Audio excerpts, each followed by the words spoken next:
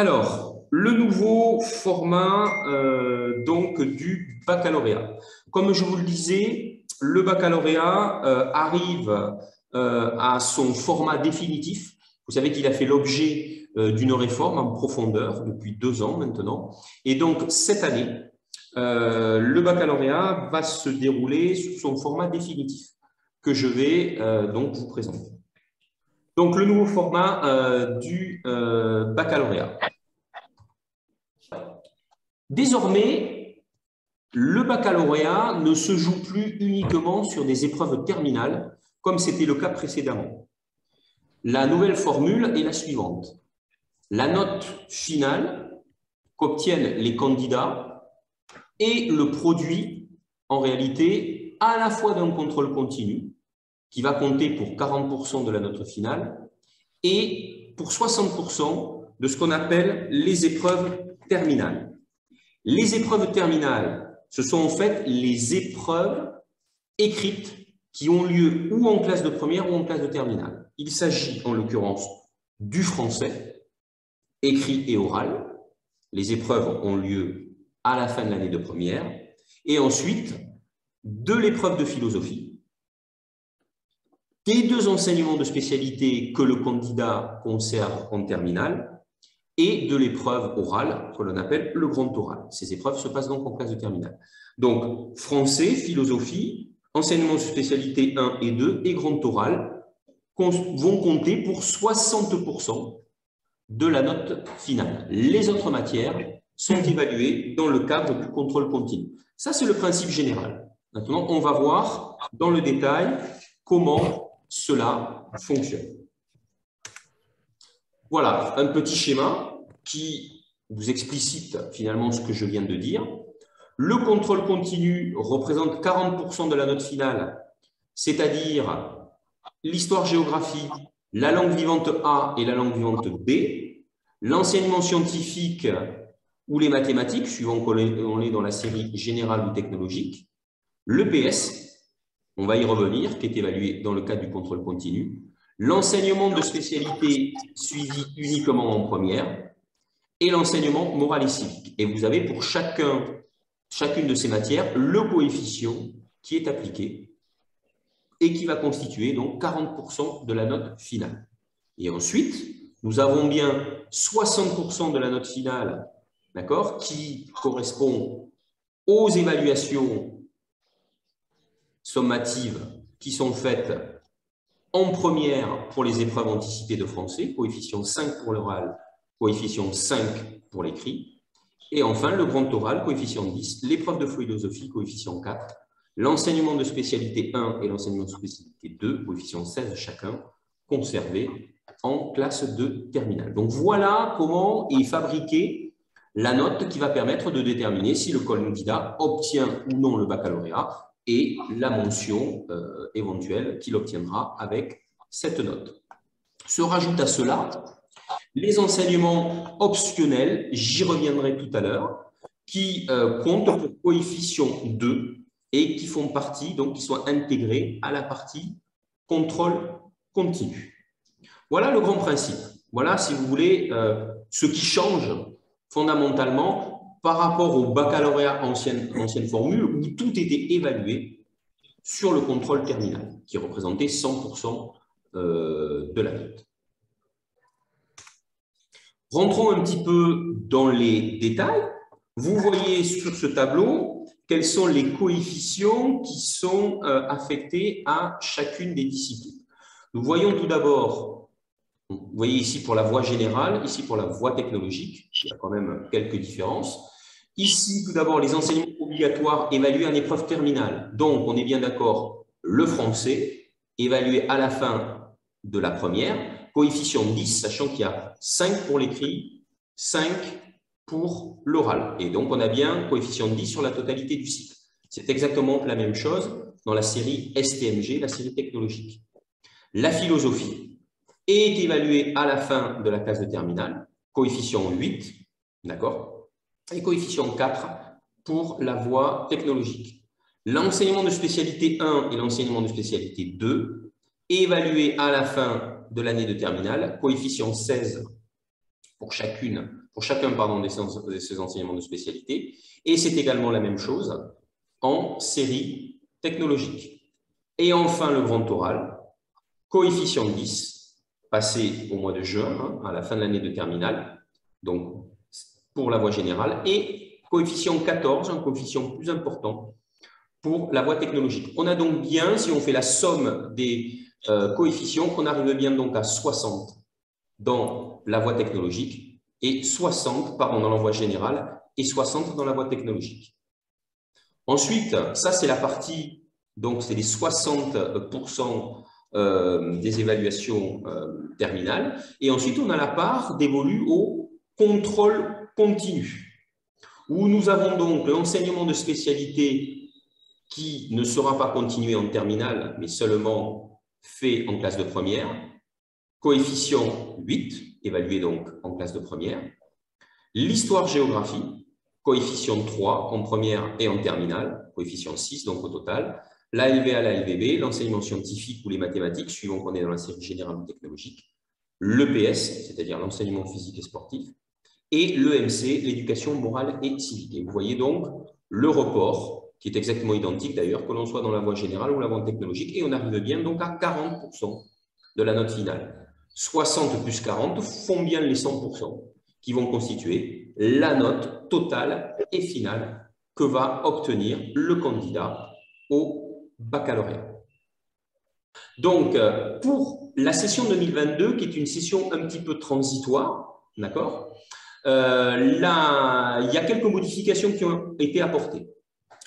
Aucune modification concernant les épreuves terminales. On a bien français, philosophie, grand oral, enseignement spécialité 1 et 2, qui comptent bien pour 60% avec les coefficients que je vous ai montrés tout à l'heure.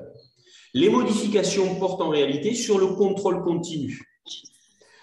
Vous le voyez, donc c'est bien toujours les mêmes matières, histoire géo, enseignement scientifique ou mathématiques, LVA ou LVB, EPS, enseignement de spécialité de première, EMC, qui est les notes des moyennes du bulletin de première, qui sont prises en compte, mais avec des coefficients sensiblement différents pour cette session, 3,33 en première, puis 3, qui font donc 6,33. Mais au total, donc je ne vais pas détailler, vous le voyez sur le document, au total, on retrouve bien 40% de la note finale. D'accord? Donc le ratio 60% pour les épreuves terminales et 40% pour le contrôle continu est bien conservé.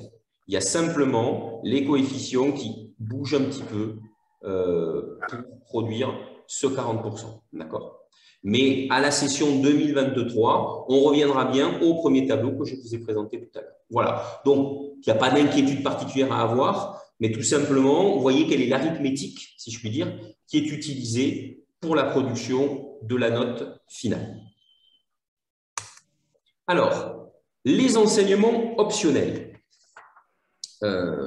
Comme vous le savez, nos élèves peuvent prendre des enseignements optionnels. Je vous rappelle qu'il s'agit du russe en LV3 ou LVC, des arts plastiques, du théâtre, des mathématiques expertes, des mathématiques complémentaires ou l'enseignement qu'on appelle DGEMC, c'est-à-dire droit et grands enjeux du monde contemporain. Ces enseignements, nos élèves peuvent en choisir 2 s'ils les conservent uniquement ou les passent uniquement en classe de première et 4 s'ils les conservent jusqu'à la classe de terminale.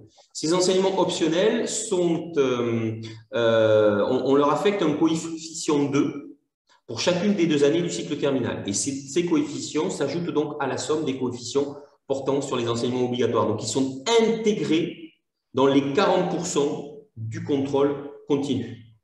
Voilà. Et dans la voie technologique, les élèves peuvent faire valoir leurs résultats dans 2 options en classe de première et dans 2 options en classe de terminale. Donc, ce petit tableau récapitule voilà, les coefficients qui sont apportés dans le cycle. D'accord? Je continue. Quelle est la base de calcul pour le contrôle continu? Donc, c'est très simple. C'est la moyenne des moyennes annuelles inscrites dans ce qu'on appelle le LSL, c'est le livret scolaire, hein, validées lors du dernier conseil de classe. Ce sont les évaluations chiffrées annuelles. D'accord? Ce sont les notes qui vont être prises en compte. Je vais revenir un petit peu plus dans le détail pour vous expliquer tout cela. Pour la voie technologique,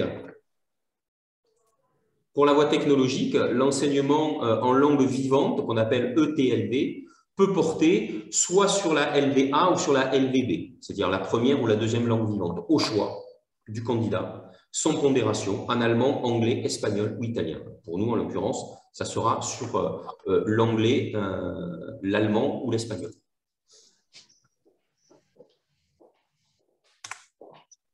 Le contrôle continue toujours, cette fois-ci en ce qui concerne l'EPS. Alors l'EPS, il n'y a en réalité pas de changement par rapport à ce qui se faisait précédemment. Les élèves ont toujours et seront encore évalués dans le cadre du contrôle continu avec un coefficient 6. 3 situations d'évaluation, hein, c'est ce qu'on appelle 3 APSA. Je ne vais pas rentrer dans le détail des cycles, mais les élèves sont convoqués 3 fois dans l'année, là ils viennent de le faire la semaine dernière, pour passer des épreuves dont les notes vont compter donc, pour le baccalauréat.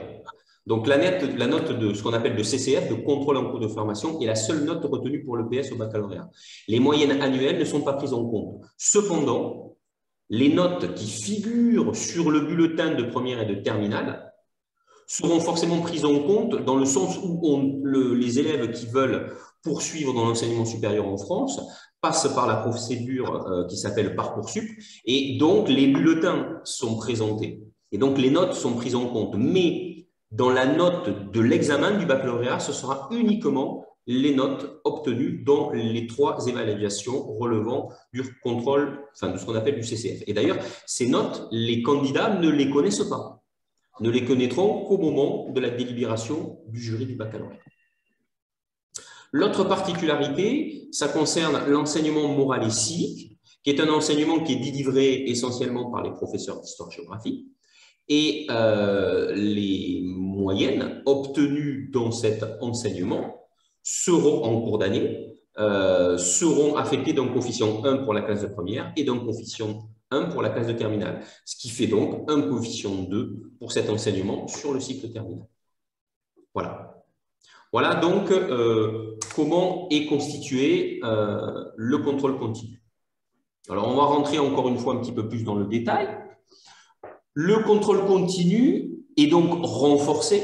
Il n'existait pas avant au baccalauréat. Je vous le rappelle, tout était évalué en épreuve finale. Cette fois-ci, ça reprend ce que je vous ai dit tout à l'heure, nous avons bien 40% de la note finale qui relève du contrôle continu et 60% qui relève donc des examens terminaux. Mais ce contrôle continu, il donne un certain nombre de garanties, notamment aux élèves, en ce qui concerne d'une part la transparence, c'est-à-dire comment les notes sont produites, et également sur la manière dont les élèves sont évalués et vont être préparés. C'est la raison pour laquelle, d'ailleurs, et pour donner ces garanties, chaque établissement doit se doter de ce qu'on appelle d'un projet d'évaluation du cycle terminal. Et c'est ce projet d'évaluation que je vais vous présenter. Ce projet d'évaluation, il a été élaboré avec l'ensemble des enseignants dans le cadre d'une instance qu'on appelle le conseil pédagogique. Et ce projet d'évaluation, il a été présenté au conseil d'établissement. Je vais donc vous le présenter et normalement, les élèves en ont été informés par leurs professeurs. Alors, les principes généraux du projet d'évaluation. Tout d'abord, l'objectif, c'est d'écrire noir sur blanc les principes communs qui sont garants de l'égalité entre les candidats au baccalauréat en matière d'évaluation terminale. Donc, en clair, les élèves sont évalués de la même façon, selon un même protocole, par tous les enseignants, dans les disciplines qui font l'objet d'un contrôle continu au baccalauréat. Donc, on a donc posé un cadrage, un cadre. D'accord? Et ce cadre, a été présenté et validé au conseil d'établissement. Alors, déjà, ce qui est clair, c'est qu'il y a des spécificités disciplinaires. Alors, chaque enseignement est évalué en contrôle continu, fait l'objet d'une annexe que les professeurs présentent aux élèves. Je vous montrerai tout à l'heure le modèle de cette annexe. Donc, par exemple, en philosophie, même si il y a une évaluation finale, il y a un projet d'évaluation qui a été validé en histoire-géographie, dans toutes les disciplines. Donc, les élèves savent exactement comment ils vont être évalués et quels sont les attendus. D'accord? Ça, c'est très clair. Ensuite, évidemment, il y a des marges d'autonomie. C'est-à-dire que chaque discipline est différente, chaque discipline a sa propre progression, donc chaque discipline a un protocole d'évaluation. Mais il est commun à tous les enseignants de la même discipline et il a été expliqué aux élèves. Donc, si vous voulez, il n'y a pas de surprise, il n'y a pas de mauvaise surprise, il n'y a aucune volonté de prendre à défaut les élèves, absolument pas. Au contraire, l'objectif, c'est que tout le monde sache comment les choses vont se passer et qu'ils soient accompagnés. Le projet d'évaluation, il présente aussi les différents types d'évaluation et leurs finalités. Sans trop rentrer dans les détails, vous pourrez prendre connaissance du PowerPoint, mais il y a ce qu'on appelle les évaluations diagnostiques, d'accord, qui ont pour objectif de, à un moment donné, vérifier un certain nombre de choses. Il y a les évaluations formatives qui se font en cours d'apprentissage. Et puis, il y a les évaluations sommatives qui attestent à un moment donné le niveau atteint par un élève. Donc, ce sont ces trois types d'évaluations qui sont utilisés par les professeurs. Et c'est explicité, chaque professeur l'explicite clairement auprès de ses élèves. Ça s'inscrit donc dans un processus qui a pour objectif d'amener petit à petit nos élèves à atteindre les objectifs nécessaires pour être bien préparés au baccalauréat. Il y a donc tout un processus qui est fait sur l'année de première et de terminale. Il faut savoir que l'objectif, c'est de préparer, comme je l'ai dit, le mieux possible nos élèves et aussi d'expliciter avec eux comment la note finalement est élaborée. Donc, un certain nombre de choses sont précisées. Je ne vais pas vous faire une lecture de ce que vous voyez à l'écran et que vous pourrez lire à tête reposée. Je veux tout simplement vous présenter le cadre et la manière dont cela a été élaboré. Donc, l'élève sait sur quoi il sera évalué, connaît les attendus et les critères d'évaluation. Et aussi, il est précisé que toute note fait l'objet d'appréciation explicite pour l'élève, afin que celui-ci puisse se saisir des commentaires apportés par son professeur et puisse progresser. Donc, vous voyez qu'on est dans un processus. Ce n'est pas une notation sanction, ce n'est pas un couperet, une guillotine, entre guillemets, qui tombe à un moment donné. C'est un processus qui se construit petit à petit et qui amène l'élève à atteindre les objectifs attendus. Voilà, c'est ce qui est explicité à l'écran et que je ne vais pas relire avec vous. Donc, nous avons aussi le souci de mettre en place des devoirs communs à l'échelle de l'établissement. D'ailleurs, c'est une recommandation et nous le faisons. C'est notamment les devoirs communs que nous proposons à nos élèves le samedi matin. Ils rentrent dans ce protocole d'évaluation. Notamment, les élèves doivent être préparés aux épreuves anticipées de français, à l'épreuve de philosophie, aux épreuves de spécialité de terminale, d'accord? Même si ce sont ces notes-là de terminale à la fin de l'année qui vont être prises en compte, nos élèves s'y préparent. Donc, on les prépare dans le cadre de ces évaluations communes que nous faisons le samedi matin. L'élaboration des moyennes. Autre point important qui est explicité. Comment on fabrique une moyenne? D'abord, une moyenne, elle est construite à partir d'une pluralité de notes. Une moyenne, ça ne peut pas être construit à partir d'une ou deux évaluations.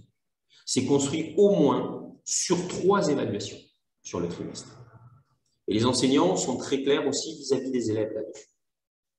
C'est pour ça aussi que les élèves doivent accomplir les travaux écrits et oraux qui leur sont demandés. Parce que c'est à partir de ces productions qui leur sont demandées qu'est élaborée la moyenne trimestrielle. D'accord ? Une seule évaluation ne peut pas être une moyenne. Nous prenons aussi soin de prendre en compte les dispositifs que pourraient avoir certains élèves. Donc, c'est ce qu'on appelle les besoins spécifiques particuliers, que ce soit les PAP, les PAI, les PPS. Ces aménagements sont pris en compte lors des évaluations au nom de l'égalité des candidats. D'accord ? Donc, un élève qui aurait un tiers-temps, donc un temps additionnel, verra ce temps additionnel pris en compte lors des différentes évaluations dans le cadre du contrôle continu. D'accord ? Voilà. Traitement des absences. Ça aussi, c'est un élément important. S'il y a un contrôle continu, les élèves doivent être présents à ces différentes évaluations. Donc, la présence de l'élève est donc obligatoire pour les évaluations. Si l'élève n'est pas présent, d'accord, et nous allons y revenir tout à l'heure, eh bien, il peut se voir attribuer la note 0, qui n'est pas une sanction, qui n'est pas une punition. La note 0, c'est la transcription chiffrée d'un travail nul, car non effectué. Nul, non pas dans le sens qu'il est mauvais, mais nul dans le sens qu'il n'existe pas. D'accord ? Donc, c'est pour ça que l'assiduité des élèves, la présence des élèves à toutes les évaluations est absolument indispensable. Ce qui nous a amené aussi à élaborer un protocole sur le traitement de la fraude. Toute fraude ou tentative de fraude engage la responsabilité de l'élève qui s'expose alors aux punitions ou sanctions prévues au règlement intérieur du lycée. Et donc, je vous renvoie tout simplement au règlement intérieur qui précise bien cela. Un devoir non remis sans excuse valable, une copie blanche rendue le jour du contrôle, une copie manifestement entachée de tricherie ou encore un travail dont les résultats sont objectivement nuls peuvent et doivent justifier que le professeur ait recours à la note 0. D'accord ? Voilà. Mais dans ce cadre-là, en revanche, une absence justifiée par un certificat médical, c'est autre chose. D'accord ? Mais une tricherie avérée en contrôle peut en outre donner lieu à une sanction disciplinaire. Voilà, les règles sont clairement posées. Personne n'est pris en traître. Tout le monde connaît les règles de l'exercice avant de s'y plier. D'où l'intérêt du projet d'évaluation qui a été validé au niveau du conseil d'établissement et élaboré dans le cadre du conseil pédagogique. Par ailleurs, chaque enseignement, mathématiques, histoire-géographie, physique, SVT, etc., fait l'objet d'une fiche, qui a été, par le professeur, présentée aux élèves. La fiche se présente de cette manière, projet d'évaluation dans le cycle terminal, donc la matière, on explicite le type d'évaluation et la fréquence, on explicite les critères de l'évaluation, c'est-à-dire comment on évalue, et on explicite les compétences évaluées, c'est-à-dire ce qu'on évalue.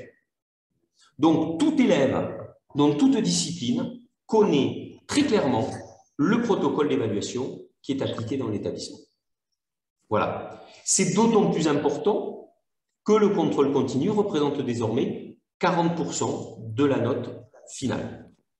Donc, ce document, il a pour vocation de rassurer tout le monde et de donner des garanties que l'on ne fait pas n'importe quoi. C'est vraiment un document important et ça, c'est vraiment une nouveauté en première et en terminale dans le cadre de la réforme du baccalauréat. Et nous sommes dotés donc, de ce protocole que je viens rapidement de vous présenter et que vous pourrez relire à tête reposée si nécessaire. Alors, le parcours de la note de l'élève est aussi sécurisé. C'est-à-dire qu'en fin de trimestre, pour nous, en première et en terminale, le conseil de classe valide les notes du contrôle continu de l'élève. Elles sont donc validées et portées à la connaissance du conseil de classe. Donc, il y a une totale transparence là-dessus.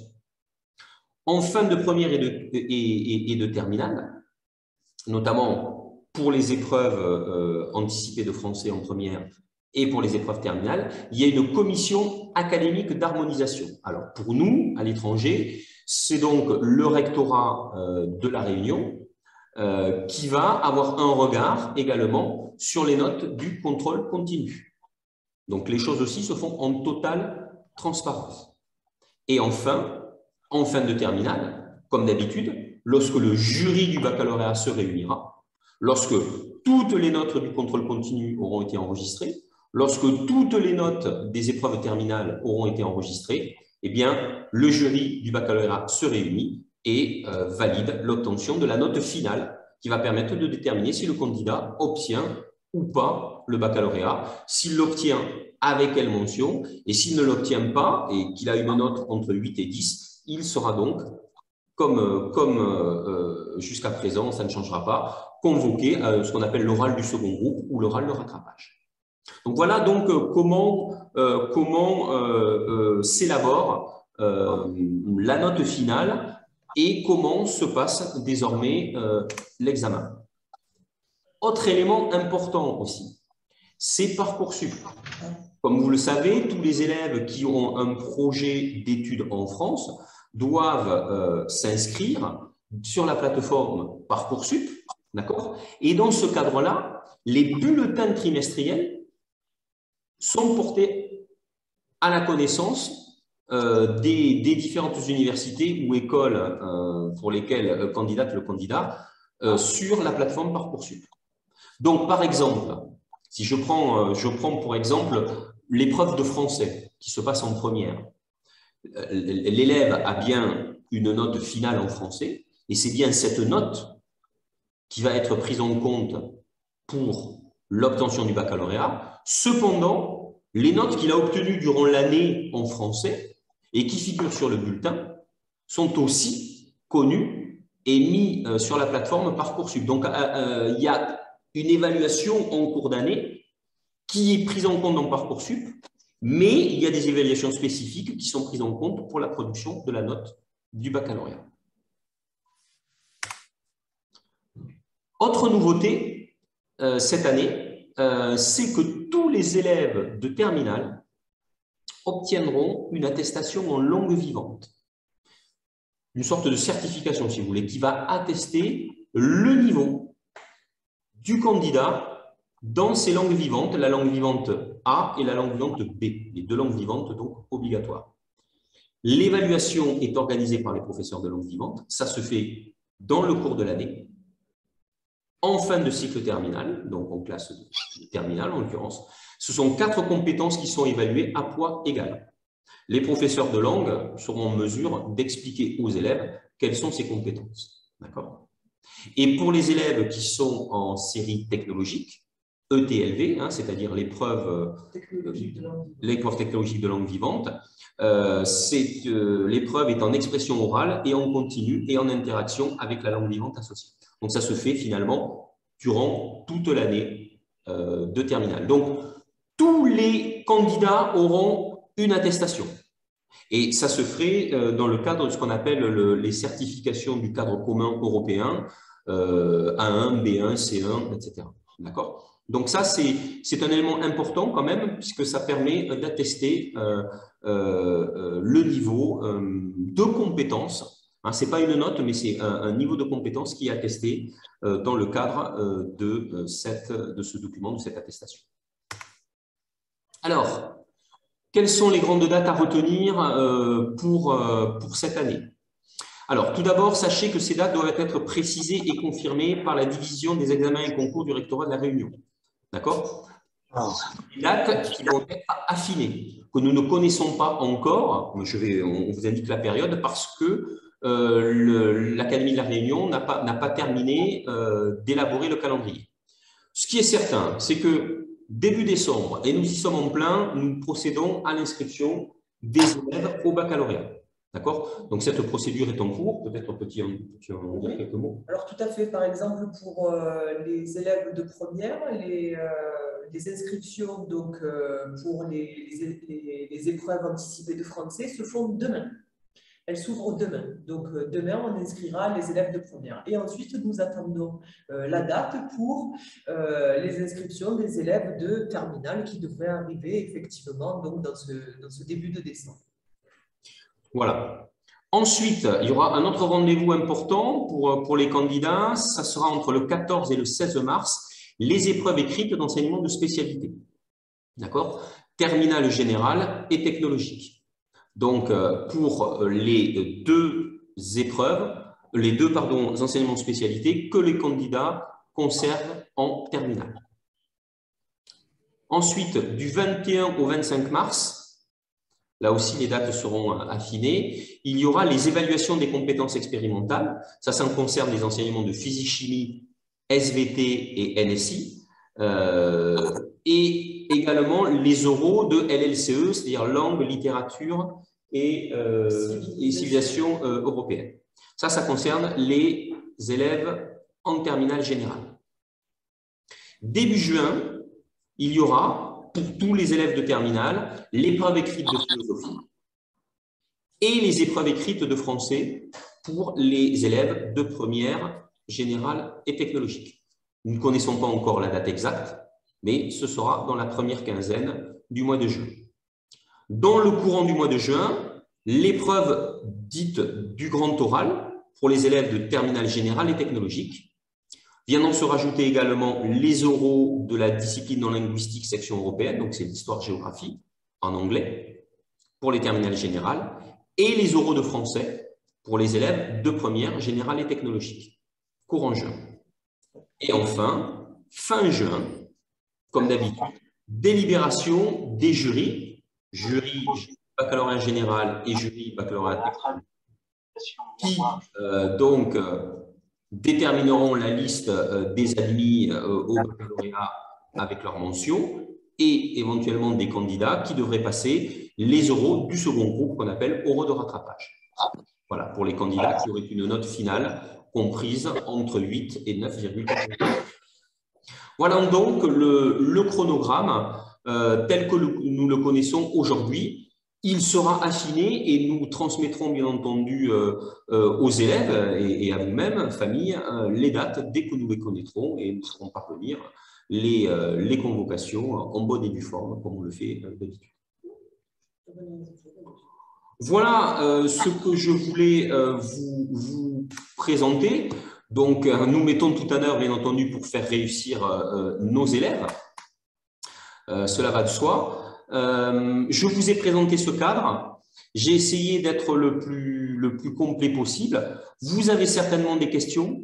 Donc, ça va être compliqué puisque vous êtes nombreux. Hein, nous sommes une centaine là, à être connectés en ce moment. Donc, ce que je vous demande, c'est, si vous avez des questions, de nous les envoyer par écrit à l'adresse que je vous avais indiquée dans le mail, hein, c'est-à-dire communication@llb.school, et je ferai avec Madame Bouquet-Rouffat des réponses écrites détaillées à chacune de ces questions qu'on regroupera par famille, parce que je pense qu'il y a des questions qui se regrouperont bien évidemment. Voilà, j'espère que nous avons été le plus clair possible. Ce document sera en ligne dans 3 jours sur le site internet du lycée et nous attendons donc vos questions pour pouvoir y répondre. Voilà, mesdames, messieurs, ce que je voulais vous présenter.